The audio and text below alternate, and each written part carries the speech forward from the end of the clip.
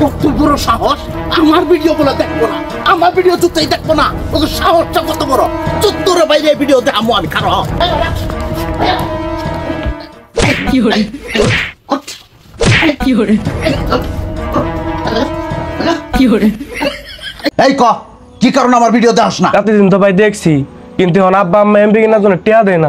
ভাই আমগরে ওয়াইফাই তো সমস্যা, এতদিন তো আপনার ভিডিও দেখছি, এখন এমপি কিনে যে আপনার ভিডিও দেখমু সেই চিন্তা করা তো বিলাসিতা, কারণ এমপি জি দাম। তোরও গাদারা, এখন কি আর আগের যুগ আছে? এই যে আমার সাথে যে মানুষটা দেখতেছস না, সে হইতাছে এমবি ডোনার, মানে হইতাছে স্ক্রিনের মধ্যে যে এস টেলিকম অ্যাপসটা দেখতেছস, এই অ্যাপসের মালিক।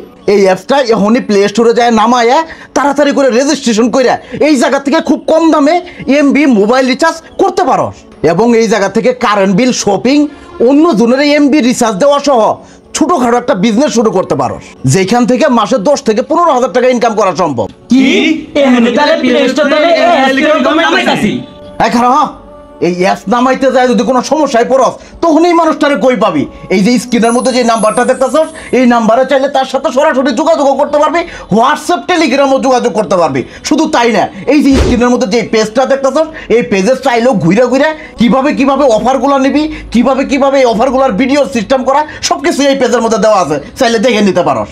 ভাই মেলা বড়টা উপকার করলেন, এখন তো নে ভরপুর এমপি ভরমু আর আপনার ভিডিও দেখমু, আর এই অ্যাপস তো কিছু টাকা ইনকাম কইরা আব্বা আমার হাতেও দিমু।